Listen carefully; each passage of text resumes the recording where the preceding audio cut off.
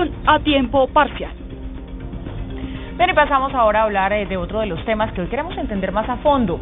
Previo al encuentro mundial sobre el desarme, la International Peace Bureau y la Universidad del Bosque organizaron una serie de conferencias con invitados internacionales. Al evento también asisten pedagogos, expertos en desarme y politólogos para apoyar la discusión en torno a la cultura del desarme.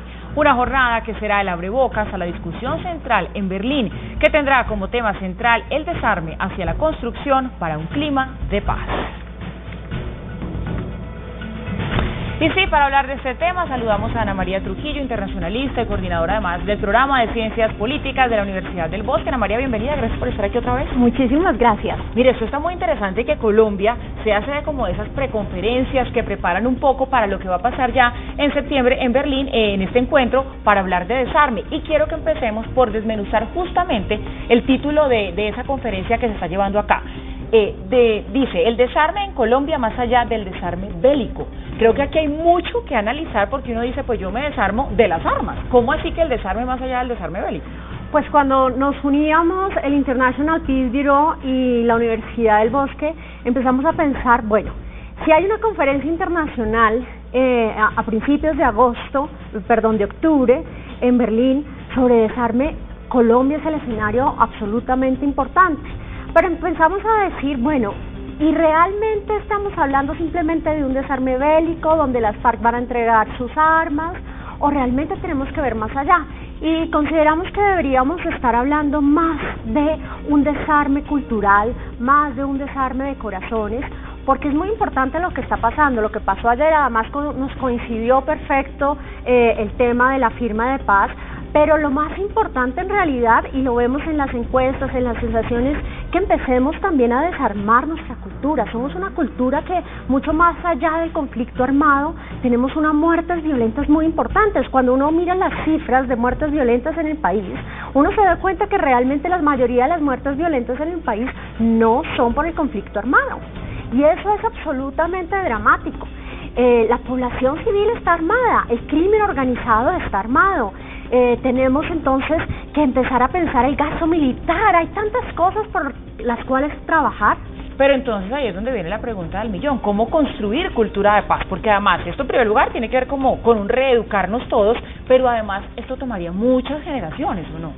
Claro, ese era uno de los puntos más importantes de los cuales hablábamos en estos 4 días que estuvimos dialogando con pedagogos, como lo mencionabas, con especialistas en educación para la paz, en donde empezamos a reflexionar, bueno, ¿esto se puede hacer rápido o no?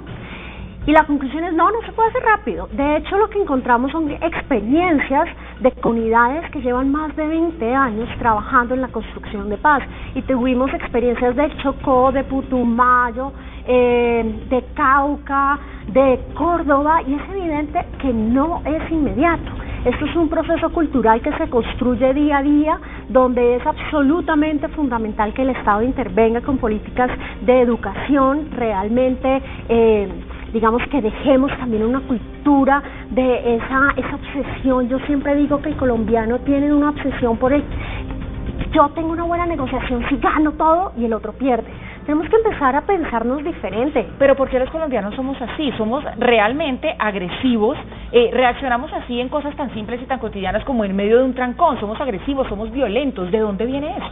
Yo creo que definitivamente viene es que nos hemos acostumbrado a hacer las cosas por nuestra propia cuenta, a no seguir los canales institucionales. Nos hemos acostumbrado a lo que llamamos una anomia, ¿no? Y es que no seguimos las normas, preferimos entonces usar nuestros propios recursos y nos acostumbramos. Definitivamente la cultura es algo de aprendizaje, ¿sí? Y el aprendizaje social es un elemento fundamental. Y si uno desde chiquito está viendo esta cultura, vemos los mismos medios de comunicación, las novelas que nos pasan, ¿sí? No estamos viendo realmente una construcción cultural de solución pacífica de conflictos, de respeto de la institucionalidad, y definitivamente esos son aspectos que son críticos. Entonces la propuesta que teníamos en la Universidad del Bosque, junto con el International Peace Bureau, es busquemos más bien entonces que este presupuesto que se está gastando en guerra, y que no es solamente del Estado sino de otras entidades, se vaya más bien a un presupuesto de construcción y de educación para la paz, pero también entonces de temas de desarrollo sostenible, que son temas fundamentales y que se van a trabajar precisamente en la conferencia de Berlín. Pero la paz, Ana María, ¿puede llegar a ser un estado permanente o esto es como la felicidad? Que uno tiene momentos felices, pero uno no siempre está feliz. Pues mira, dentro de las reflexiones que hacíamos, es que hay diferentes tipos de paz, ¿no? Uno piensa que la paz es la paz negativa, es decir, la paz es simplemente ausencia de guerra. Y la paz va muchísimo más allá de eso. Los estudios de paz nos demuestran que la paz está asociada fundamentalmente a que la gente no sienta una brecha entre sus necesidades, sus deseos y lo que realmente tiene. En esa medida, la paz realmente estamos tratando que se construya de una manera estructural, que la gente pueda tener un goce de sus derechos realmente, que haya una convivencia, que haya una capacidad de solidaridad entre nuestra población y definitivamente todavía estamos lejos.